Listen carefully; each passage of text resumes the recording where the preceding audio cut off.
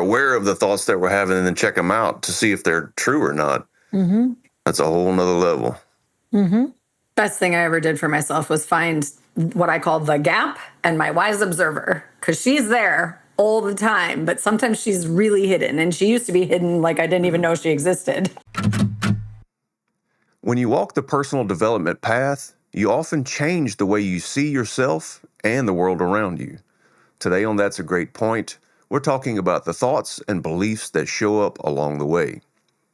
We discuss the difficulties of outgrowing old relationships, standing tall despite internal and external resistance, giving up the need for things to be different than they are, the pain of being a self-righteous personal development junkie. Ask me how I know about that one. And stepping back to notice our thoughts instead of being ruled by them. We thought about calling this episode Everything But the Kitchen Sink because of how much ground we covered. If you find our content helpful, please share it with somebody you love. That's how you can support the show. Thanks for playing along. Enjoy.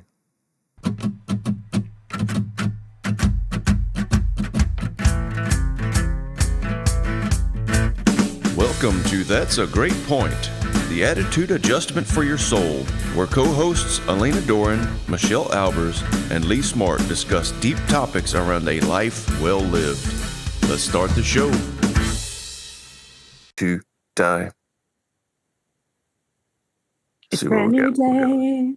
Look, we're recording. It's fine. Yeah, buddy. Guten Morgen. Those words. Доброе утро. Buenos dias. Здравствуйте. Здравствуйте. What's up, y'all? How you doing? Are we Besides about sweating. to do like a around the globe hello in every language we know? Yeah. Let's start to go into different dialects too. Oh dear. Yo, what happening? I have a cousin that wherever she goes, she instantly picks up the accent. And I'm like, what are you doing? That is like, you are Northern Minnesota, like, whoa, girl. You are not this Southern belle that you're pretending to be right now. But she doesn't even pretend, it just happens. She just like fluid. It happens to me. I call it the Madonna effect. You know, remember when Madonna moved to the UK, and then she came back, like she's from Detroit. She came back to visit 2 months later and started speaking with a British accent. And everyone was, you know, like, what is that? Like, did you forget? Did you forget that you just got to London? So I have that. I pick up local accents unconsciously, like your cousin. Yeah. It's so funny. Little bit. See, I can't do that. And Tanya always makes fun of me whenever I try and do an accent. And I have 3 total. I've got redneck, I've got cowboy, and I have Gollum. And that's it. What's Gollum? My precious, yes. Oh, Gollum from, yeah. Wait, you've done Forrest Gump. Yeah, well, that would be redneck. Oh, okay. Got it. Oh, that's funny. I love you, Jen A. Yeah, you do that very, very well. Yeah. Very, very well. I wonder why. You know, I believe that I can do better, but it just doesn't work. You just have to believe it. Wouldn't that be cool if it was just that easy? I'll make her believe. Actually, I think that would be horrible. I think that out would of be you. absolutely horrible. Because sometimes the things I think I want are horrible things. I don't actually want them. I need a little more time to chew on it, to do the due diligence to make it happen. If I would have gotten everything I believed, I'd have been in deep trouble. Deep, deep trouble. Right? Yeah. Oh, that's funny. Oh, man. I am summoning my positive duck. Your positive duck? I may be a tiny duck, but I believe in you. Go do your thing. You're ducking awesome. Oh, From Itai. Do you drive a Jeep? I see. I would get the car reference, but I don't really functionally drive. So you're going to have to explain the joke to me. Well, we're right back to rednecks again, right? Are we? They do it here too. Yeah, oh yeah. That's What? it's the Jeeps that have all the little stuffed animals up on the dash. They're ducks. Like Oh, they if you like their Jeep, you give them a duck. Like Jeep owners give each, and so like if you have a lot of ducks, it's like you got a cool Jeep. I which mean, is I don't very know that for sure because I different. don't have a Jeep, but that's the story and rumors that That's I've like, there's heard. like a whole, there's a car culture that I'm not familiar with, like Mhm. scrunchies on people's antennas in the villages in Florida that signify different things that they're willing and not willing to engage in. Oh, Totally different. Yeah. Do you know about the villages? The retirement hmm. community in Florida for 55 and older that has Don't call them that. that's what they're calling Or it. at least don't use that age. That's Stop what it. I don't that's like this the age. conversation. I gotta go. Oh, I mean, I think retirement at 55 is I think retirement is ripe for redefining. What Oh yeah, retirement definitely. was 30 years ago and what retirement is. In my mind, um, I've started phase one of retirement, which does not mean for me working less hard. It just means having more autonomy and connection to what I do every day. It's more fulfillment. So that's part of my definition of retirement. Yeah, There I will didn't mean to be, sidetrack you off the scrunchies. Say more I if you think want. this is a better topic than basically the short of it with the villages is apparently folks are living it up and being like almost like irresponsible teenagers in the Mhm. villages, wild, and Yeah. they leave like scrunchies or pineapples or whatever, letting people know what they will and won't do. So they're having a grand old time, and apparently there's a huge surge of STDs as a result. So retirement redefined. All I know is Yeah, I when was Dan kind and of I. Oh, go ahead. yeah, I was curious which one was the red light scrunchie because I can use to make a little extra income. I mean, there's also foot finder. I don't know what your feet are like, but Uh-huh. Oh Jesus. Oh Jesus. So there we How went. this is what happens when we have this is what happens when we just get on and like press record and Great. just start talking. Anything will happen. Uh-huh. You didn't take the Anything. retirement redefined thing, huh? I just like all the 55 and up communities. I'm like, I don't want that vibe for me right now. And I'm 55. So when you say that as the community that it is, I'm like, oh God, that's just like a smack in my age. It's Even though I just don't really feel that way a lot, but I just got punched in my number, you know? it's interesting. Oh. People associate themselves. They have such different affiliations with numbers and connection to the age, Mhm. right? Like I'm in my 40s, and a lot of my friends will still think of themselves as energetic, and a lot of them will think of themselves as old, which is stunning to me. I don't feel old. I feel closer to an adult. Like I think I'm approaching adulthood now, but I certainly, I don't think of myself as old. How you define yourself, how you see yourself and show up, it's all connected, right? Yeah. You're young. Yeah. Well, I don't Yeah, think of just myself as old either. I know. mm. But when you I say know shit like that. that, I'm like, holy crap, I could do that. That sounds like hell to me, You but I could. could, right? You could. You could. I mean, do you know like the Golden Girls, the show? Mm. They Mhm. were in their 40s and 50s. No That's it, kidding. Yeah. that's changed a lot. Mhm. Yeah. A lot. I love how believing that the number means something actually can make it come true Right. of whatever you believe about it. Yes. Yes. I think the belief comes first, right?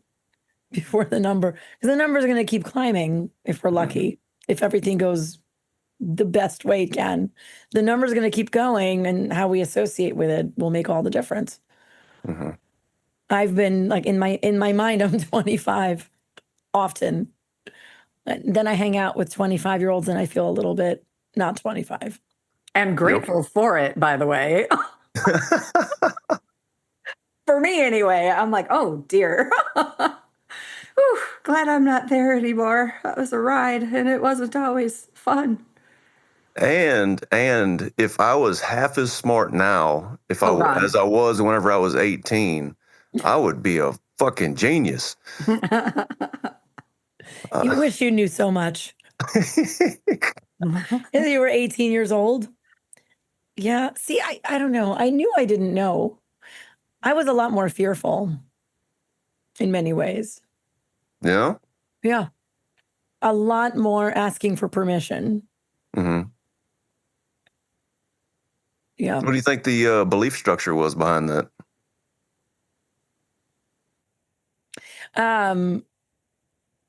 Real life is about suffering. That was the part of the belief. Anything worth having in life is expect to bleed and grind for it. Mm-hmm. And you don't have to like what you do. That's why they call it work and a job. You're not supposed to like it. And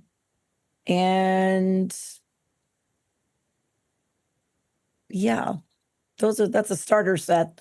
There's like, Yeah. I'm curious what the belief structure was around the fear.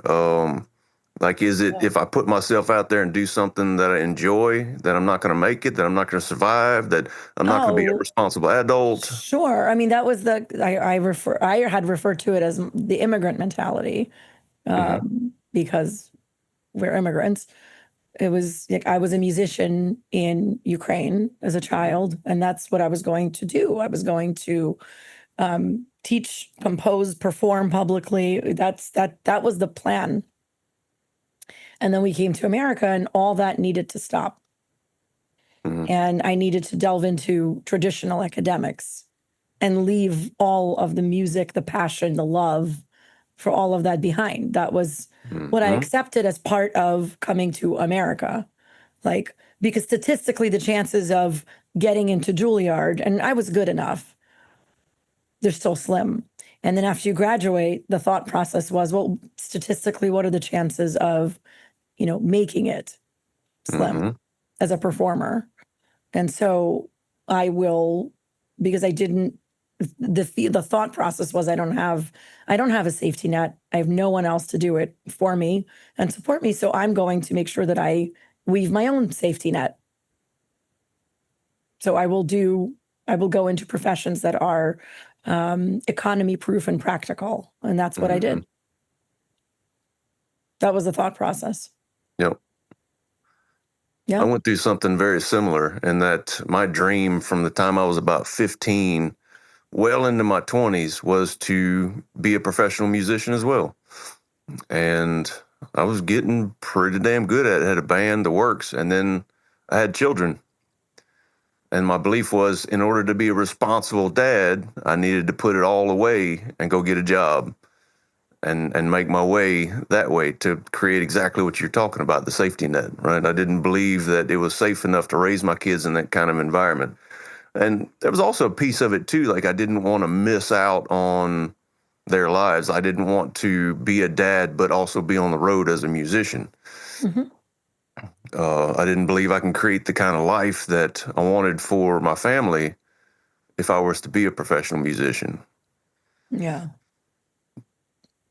I've recently rediscovered how much I love the performance. I love the music, the creation part of it, and yeah, it's actually starting to come back into, okay, how do I weave this into my life to where I get to have both? I get to be the dad, the father, the husband, Mm-hmm. and also be the musician and the responsible adult and all that.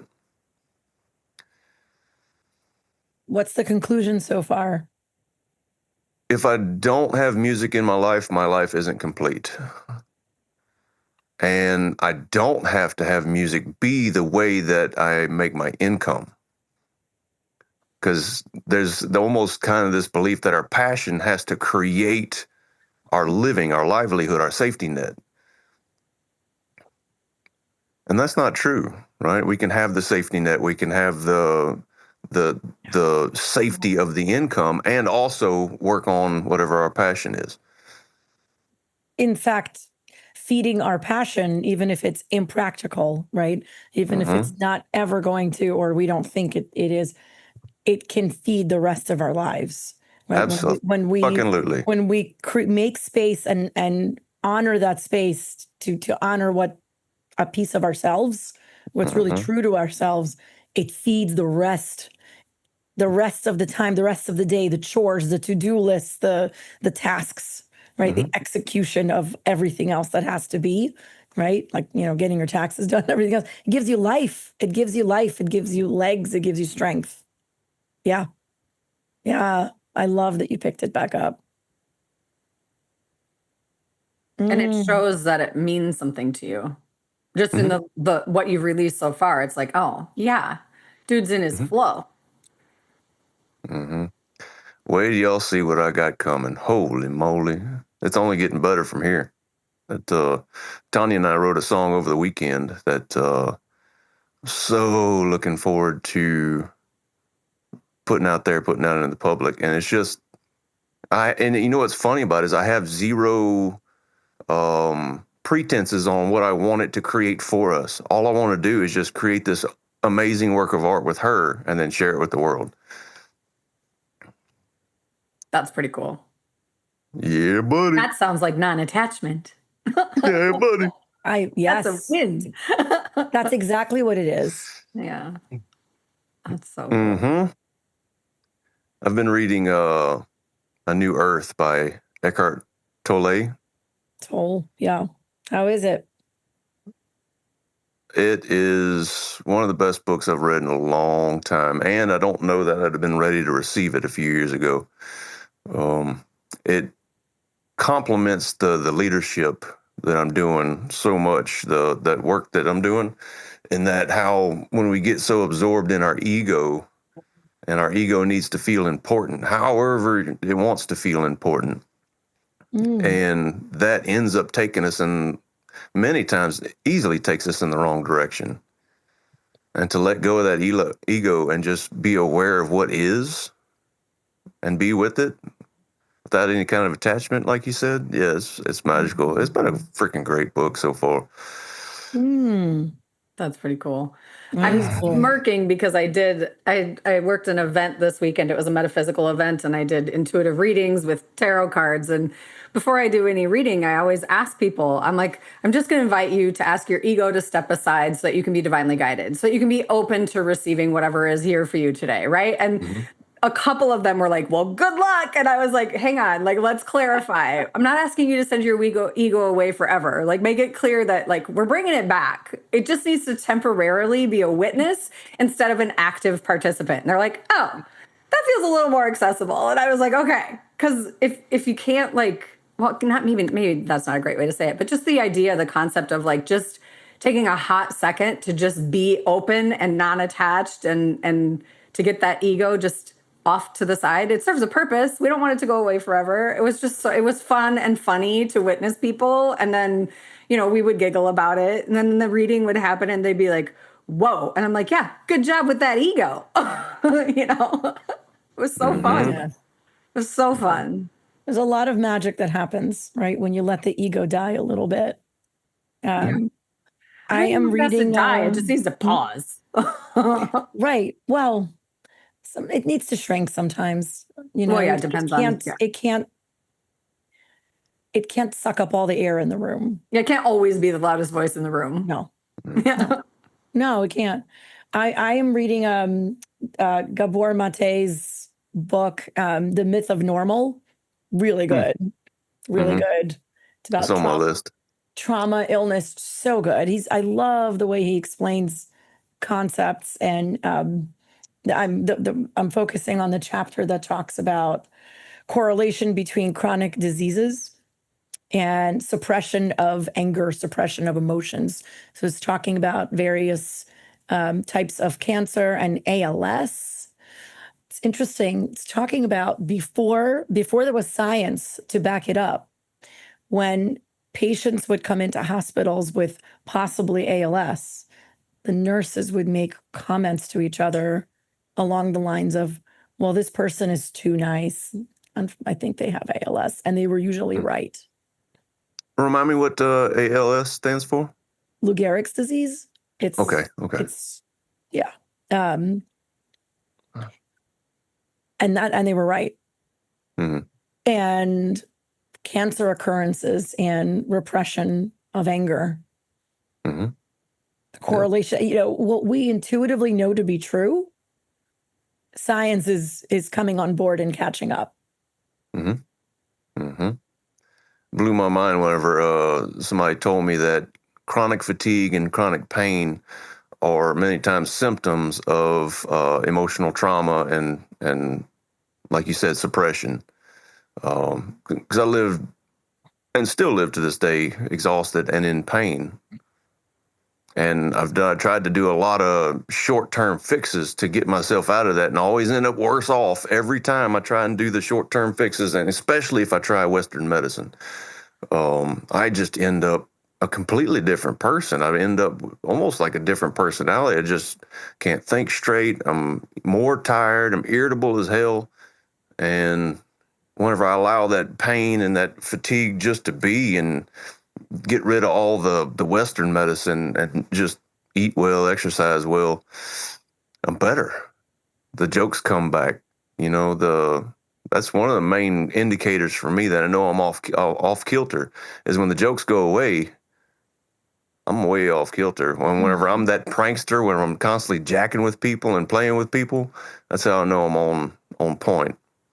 And lately, the jokes have been back, and it's all because I just finally decided to dump my psychiatrist. You broke and up. just be. Yeah, we broke up. We did. Well, it's interesting. I don't know that it needs to be an all or nothing. I think taking Western medicine on face value and doing nothing but Western medicine is not a path that I have found to be most productive, for sure. Yeah. Well, it Right. helps in certain circumstances, For sure. and Of course. not for me. Well, especially when you're talking about something like suppression, Mhm. and dealing with what's been true and what you've turned away from and run to, all of that. And so when you just medicate that away, it's not like going to the dentist, right? Like that's where Western medicine shines. Like, oh, you have a cavity. Now that you've got one, let's deal with it. This is different, right? This is different. This is almost like there needs to be a collaborative approach of us healing, of us cleaning it out and looking at what needs to be looked at, processing, and then seeing, well, what else is there? So you're doing the hard work, it sounds like. Yeah. Whenever I was going through it, it felt like I just needed to be somewhere else. Like I didn't want to be going through it. So it's like, let's try and find whatever I can to help me function right now so that I can get to a certain point to where I can finally be okay. And that particular mindset of I need to be somewhere else to be okay ended up getting me in this spiral of worse and worse and worse and worse. Where I finally went, okay, I'm going to work towards a better future, but I'm going to give up the need for things to be different right now. And then all of a sudden, everything started to get significantly better. There was some backlash from quitting all the medicine and everything, but now here it is a month later, and all of a sudden, I just feel clearer. I feel happier. I feel goofier. The works. So, yeah, More like yourself. exactly. You just called yourself goofy. Oh yeah, I am at my best when I'm being goofy. Yeah. Yeah. Humorless is not you, as I've known you. I hear that. Michelle. Mhm. There's a brew brewing. Always. Always. Always. I just think that's also beautiful. I think we lose ourselves when we try and hide ourselves, which is a weird thing to say, but I don't know. I think West meets East, I'm finding to be my perfect blend, but I tend to lean heavier on the East than the West, so to speak. Mhm. I think the West has a purpose without a doubt. And I think the East, and I'm using these vaguely, but I think the East as a whole, at least at the beginning of my journey, was a fearful path in my world. Like it was unknown, it was woo woo or witchy in a bad way, and it was potentially damaging. And I found it to be the exact opposite for me, but I hid from it or ran from it or resisted it or at least was skeptical of it for so long. I think, how much time and energy did I waste like resisting this thing that's actually meant for me? Like, and I'm so grateful. Like, I swear, like, creator just kept putting it in front of my path. Like, here it is. Here it is. You're going to look yet? Here it is. You're going to dive in yet? Here it is. Are you going to quit avoiding it yet? Here you go. And I feel like for me, that being willing and able to see and explore that journey, what doesn't feel different to me than how I resist my inner, like myself, my inner landscape. Like I resist my inner children that are angry and frustrated and didn't get what they need. I resist my shadow because I don't want to look at it and it feels horribly uncomfortable. I resist it all because it's scary. Like both of those things are the same for me, but they both, when I decided to just get over, like lean into the fear and understand that it's there to teach me something and offer information and then dive into that stuff. I don't know. My whole freaking life changed. I'm so glad I got brave enough to just explore it. I mean, I didn't have to I think I'm a person who tells myself, well, if you say you're going to do it, you're going to do it and you're going to go all the way. And it's like, no, I got to just explore it and to see if it was okay. Like, is this damaging to my soul or is this actually healing me? And it turns out for me, it was healing me, even though the voices in the room, meaning the actual people in my life, were telling me I was doing evil things and it wasn't helping. So there's this conundrum and confusion about like what's actually helpful. Because I was a person who believed I was supposed to listen to authority. Mhm, mhm, mhm. So it was just, I don't know, it was messy and complicated, but just everything you were saying, Lee, I'm like, oh, it just feels like that, like, oh, relief. Like, oh my Mhm, God. It's so much better. mhm. Right. Yeah. There's a But I lot feel like the holding people in my us. room also didn't like Western. Like my family or just even like friends weren't necessarily therapy people. They would tell you, wait, what? No, you don't need that. You're fine. Mm. It's interesting. Sometimes those voices, the detractors and saboteurs, are in our own head, Yeah. like past versions of ourselves, Yeah. right? Family members from years ago. And then sometimes they're actual voices of real people in the room physically with us telling us things like, Yeah. don't do it, don't go there. It's like watching it's like disruptive audience members watching in a movie theater, watching a horror movie. Don't Yeah. go in that room. Don't go in there. Don't do it, girl. And it's and a lot of the Don't time, go that way. There's nothing but pain that way. exactly. And that's it, right? A lot of the time those voices, in your case, actual voices, are there to, from their perspective, keep us safe. No danger, less danger, less risk. Hmm. And so it's scary to get through that initial resistance, whether it's our internal resistance or like the wall of humans you have to go walk through. Mhm, And you know what I think is cool? I mean, just like a personal, I don't know, like reflection. My family actually like stayed with me. They didn't walk away, but the number of friends that were like, peace out, bye. I'm just like, what? My mhm, family was maybe the loudest voice in the room as far as like it not being safe and it's not okay and don't do that.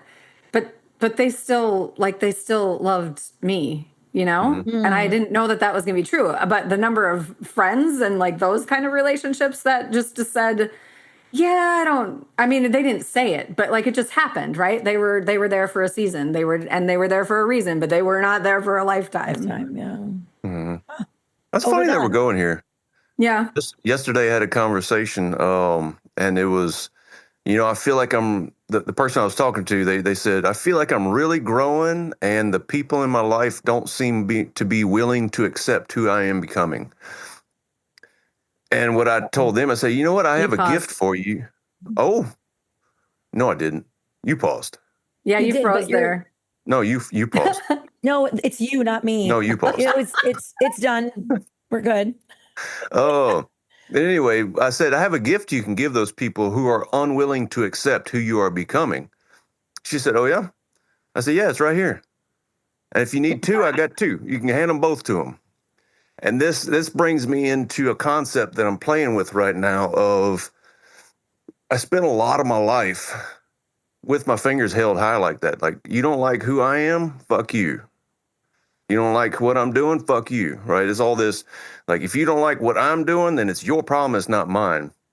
And I gave that up for a little while because I realized how unhelpful that was, right? Because I love people. I love to love people. And I'm playing with the concept now. We can say fuck you out of hate, or we can say fuck you out of love. Because one of the It's most called a healthy beautiful things we boundary. can do is go fuck. What's that, Michelle? I said that's called a healthy boundary when you say fuck you out of love. Right, yeah. Yeah, so I'm just playing with the idea of that particular language for me because I don't know, it's just me. So oh, yeah. It's, I don't know. Fucking is a beautiful thing. Fuckery, on the other hand, can go either way. Oh, yeah, South. It's interesting what happens to people around us and their reaction when a loved one is evolving, changing, right, exploring, taking risks, reacting differently than they used to. And I've experienced a range of reactions. I think, some of my past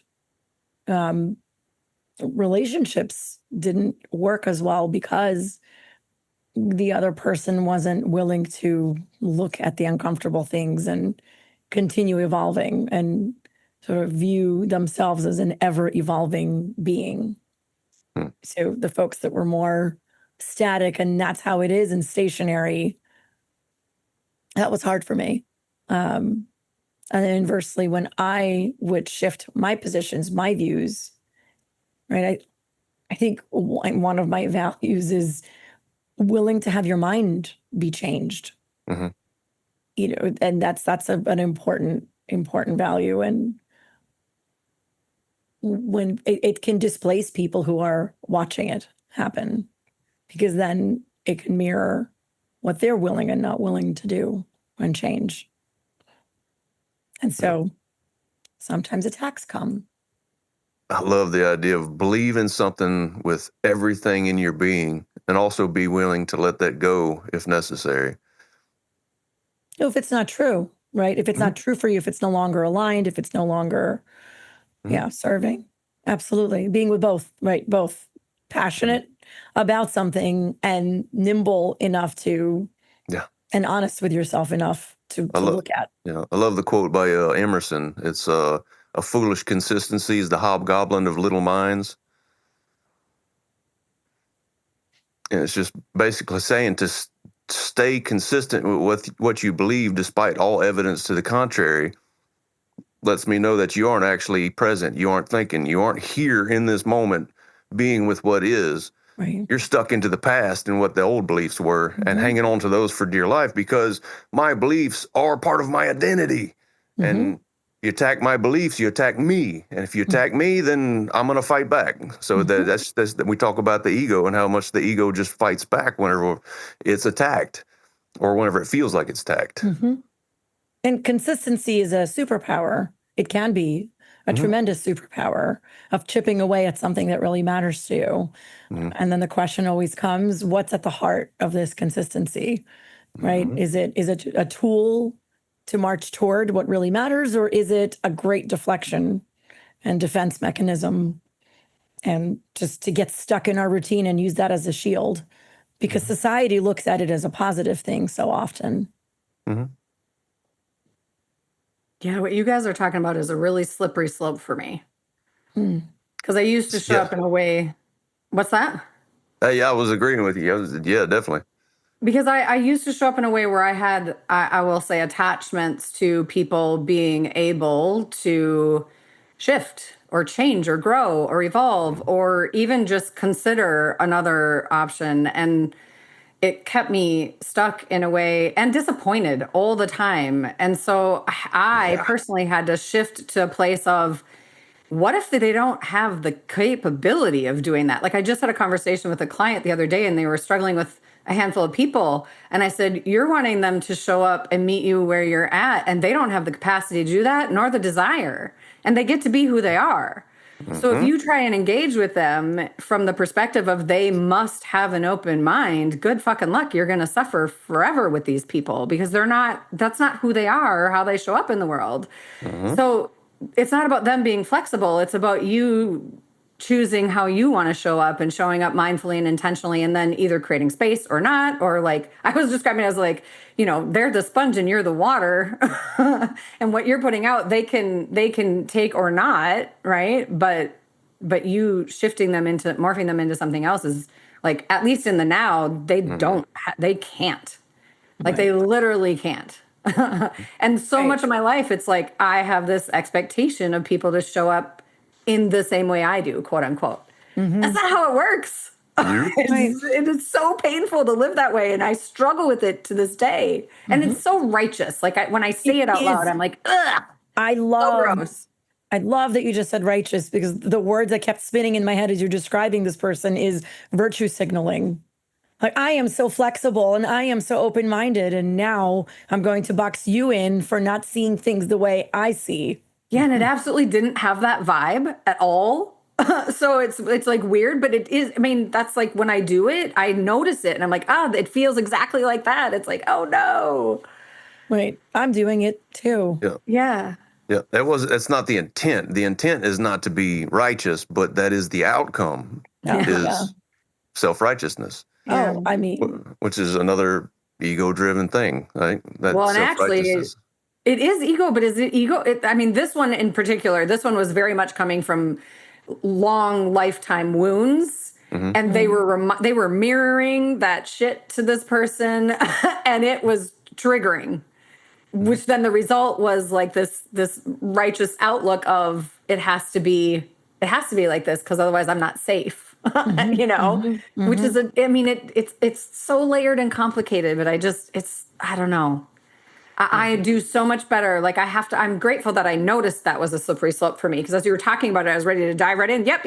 And then I was like, wait, hang on. I have to like checks and balances myself, because when I go in that lane, for me, it takes me a long time to get back out of it into that place of I just want to be who I am and loved and accepted in that way. But that also means then that I get to show up in a way that I get to love and accept everyone else for who they are, whether I like it or not. Do you know what I mean? Like they don't have to be Right. my best friends. right. But the whole not being a hypocrite thing is Yeah. very powerful. Yeah. It's funny how often people who are triggered automatically point to the trigger and say that's the problem, but there's significantly more about the person triggered. It's like it's not about the trigger, it's about the triggered. It's whoever is being triggered, it's on them. Well, that's a hard pill to swallow, right? It's a Mm-hmm. mirror. A mirror is difficult to look into when this kind of pain happens, Mm-hmm. or when you're activated by someone else. Yeah, And the it's really external about, is so much easier to focus on. of course, and then it's really about what's happening inside you and what that's activating, and then you have to get curious about yourself, which is harder to do than point and make faces and Yeah. apply labels. It can be hard to separate ourselves from our thoughts. Because when we have thoughts, we automatically accept those thoughts as being the truth. And it's not the case, right?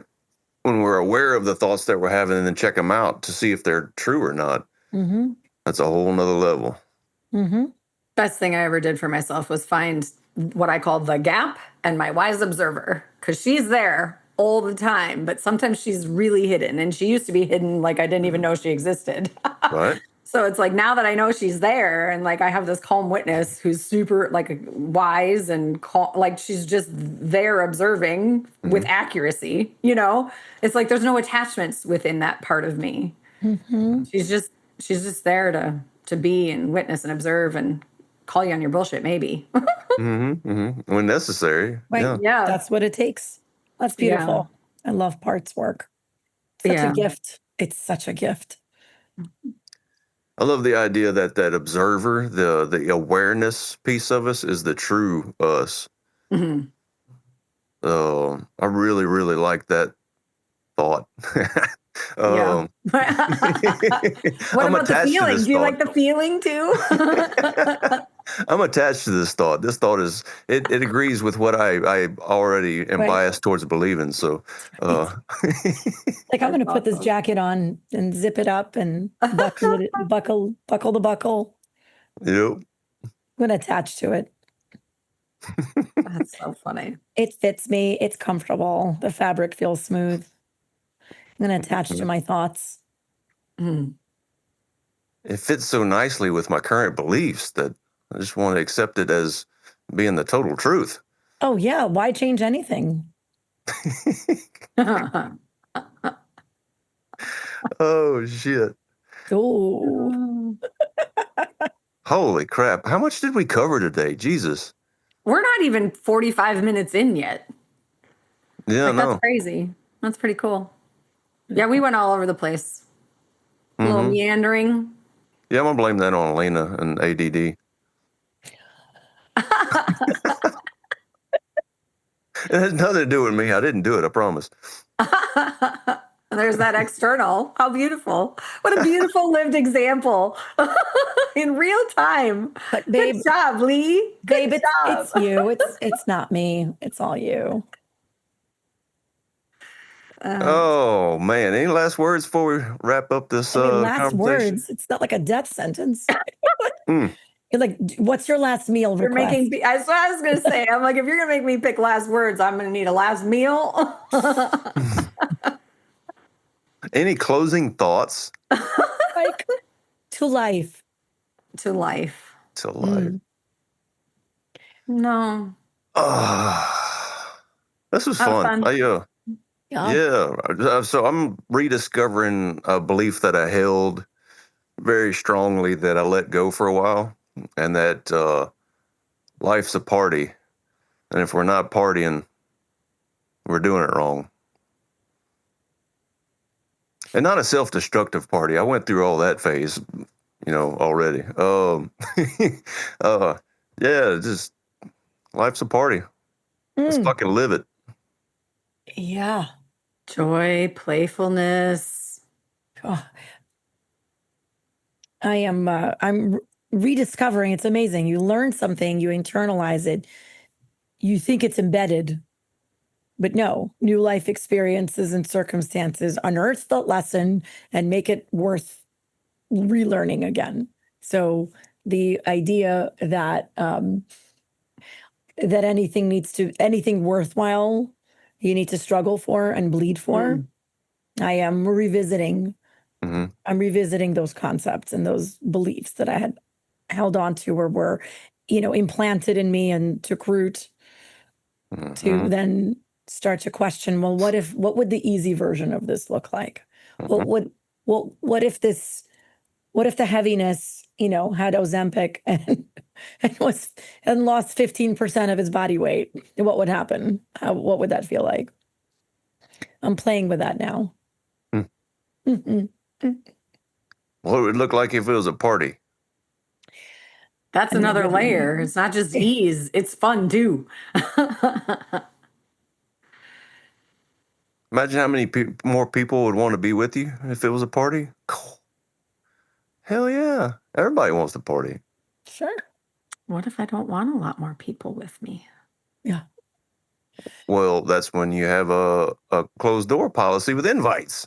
Right. God, remember what I was talking about? Fuck you. Yeah. I lovingly I'm fuck just you. teasing. It's just something like, when I do like like I spend a lot of time with people lately. It's like I'm peopled out right now. It's too peoply out there. I Yep. just need to get Yep. back into my cave and like just be with me for a hot second, regroup, recharge. Then I'll go party again. Yes. There you I'm go. good with No, that. you can party alone. Yeah, that's Crank true. that stereo up. I need Shake, both. shake them hips. All right, Shake Them it. hips. That was fun today. Thank you. Roy, Good time. Jess. Okay, bye-bye. Love you. Love you. Bye. Thank you for listening to That's a Great Point with Alina Doran, Michelle Albers, and Lee Smart. To find out more about how we can serve you, check out our links in the show description. Thanks for playing along.